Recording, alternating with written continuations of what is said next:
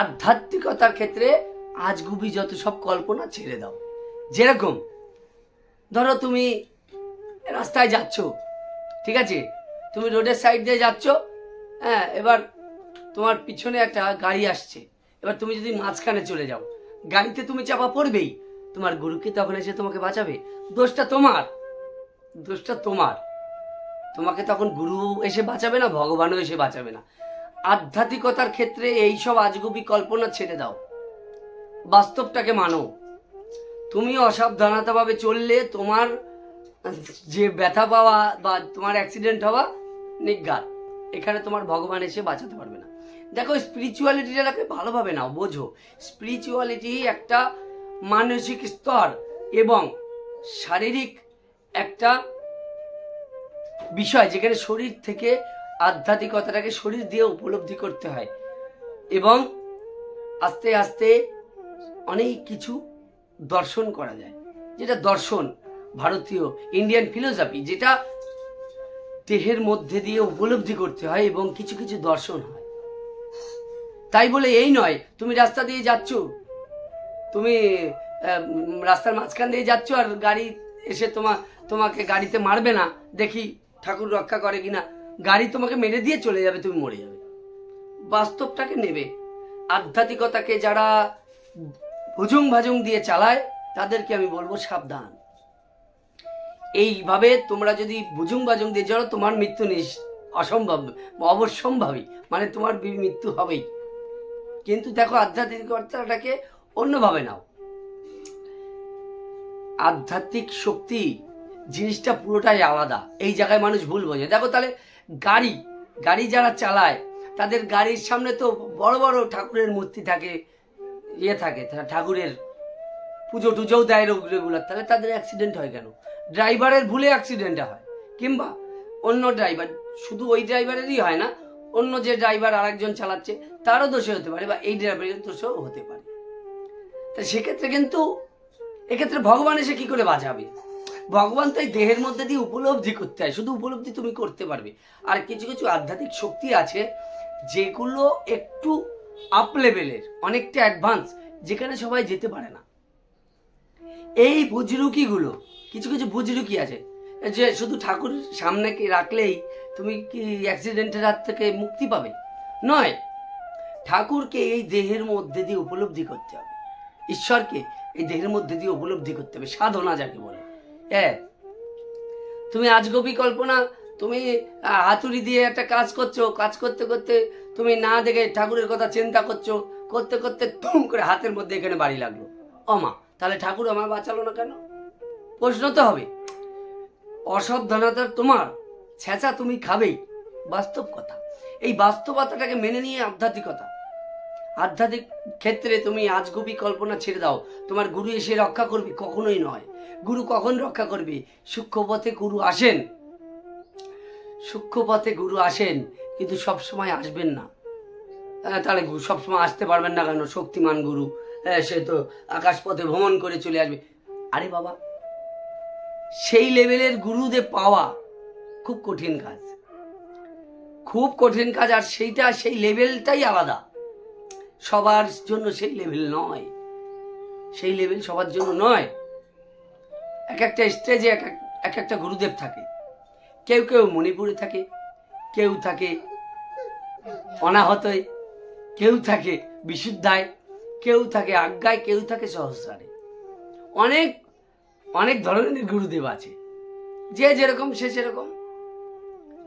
তবে সাবধানতার মান নেই, সাবধানে তোমাকে চলতেই হবে।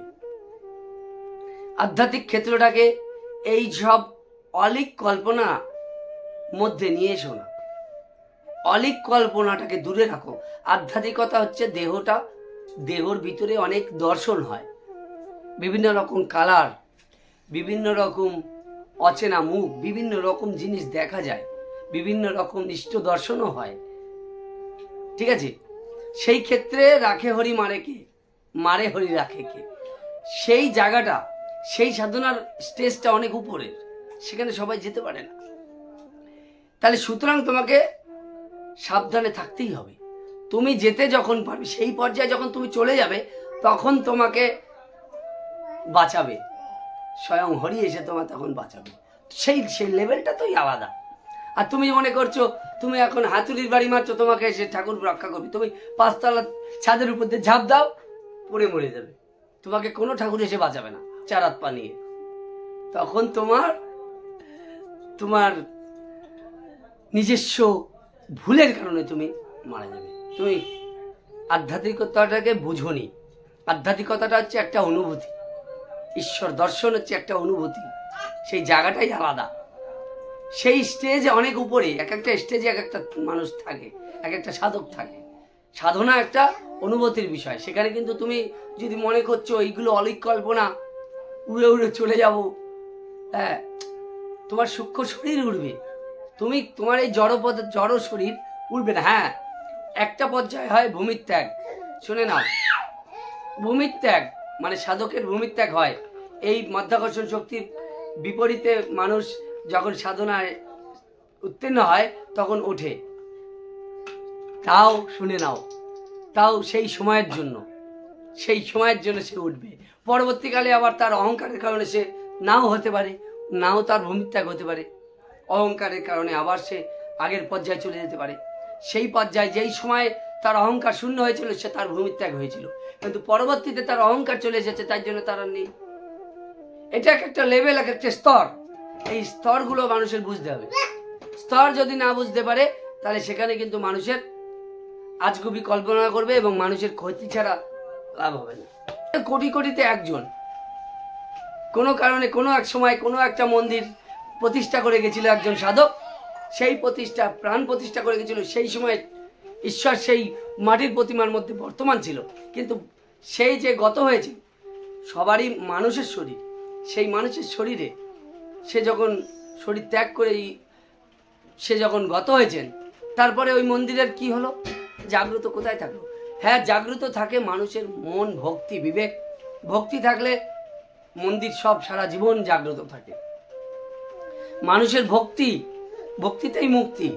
ভক্তি যদি থাকে, শুধু ওই ঠাকুরের প্রতিমা কেন, একটা কাঠ, সেই কাঠকে তুমি ভক্তি করো, সেই কাঠের মধ্যে ঈশ্বর উপস্থিত হবেন। ভক্তিটা মূল। এই জায়গাটা বুঝতে হবে। অলৌকিক জিনিসগুলোকে ওইভাবে নিলে হবে না। তুমি শক্তি পাবে একটা কাঠ হাতে নেবে, ওই কাঠটাকে তুমি ঈশ্বর বলে ভক্তি করো, একটা সময় গিয়ে ওই কাঠ জীবন্ত হয়ে যাবে। এগুলো ভক্তির উপরে। এই জিনিসগুলো মানুষের মানসিক স্তর, এগুলো মানুষের মানসিক স্তর অনুসারে ওই কাঠের মধ্যে আসলে প্রাণ প্রতিষ্ঠা পায় সাধক। যে কাঠের মধ্যে কাঠটাকে যে ঈশ্বর বলে ভাবতে তার মন একাগ্র হচ্ছে। মন একাগ্র হওয়ার পরে তার শরীরের মধ্যে ঈশ্বর বর্তমান হচ্ছে। ওই কাঠের মধ্যে তখন সে ঈশ্বর দর্শন করতে পারছে। তার শরীরের মধ্যে সাধনার ফলে, মন একাগ্র তার ফলে, ভক্তির ফলে সেই সাধকের সেই স্তরে উপনীত হচ্ছে। সেই কারণে সেই কাঠের মধ্যে ভগবান প্রতিস্থাপিত হচ্ছে। সাধক মূল ব্যাপারটা হচ্ছে, সাধক মূল। ইটকাট পাথরে কোথায় ঠাকুর থাকে? যে ভক্তি করে তার মধ্যে থেকেই সেই জিনিসগুলো, শক্তিগুলো লাভ হয়। যে চায় ঠাকুরের কাছে, সে সেইভাবে চায় বলেই পায়। মানে এখানে অ্যাফার্মেশন কাজ করে। মানে তোমার চাওয়ার কতটা শক্তি নিয়ে তুমি চাইতে পারছো ঠাকুরের কাছে, কতটা শক্তি নিয়ে তুমি কতটা ঠাকুরের কাছে কান্না করতে পারছো, ভক্তি করতে পারছো, কতটা সমর্পণ করতে পারছো, এটাই মূল বিষয়। বুঝেছো? এমন দেখা যায় গুরু বদমাস, ভণ্ড, লম্পট, কিন্তু শিষ্য চরম ভক্তিবান, চরম বিশ্বাসী, চরম সমর্পিত করেছে চরণে, গুরুর চরণে। গুরু বদমাস, ওই শিষ্য অনেক সময় পরমাত্মা প্রকৃতি ওই শিষ্যকে শক্তি দেয়, গুরুর চেয়েও অনেক উপরে যায়, উঠে যায় সেই শিষ্য। এই জায়গাগুলো বুঝতে হবে। অলৌকিক ভাবে নিলে, ওইভাবে নিলে হবে না।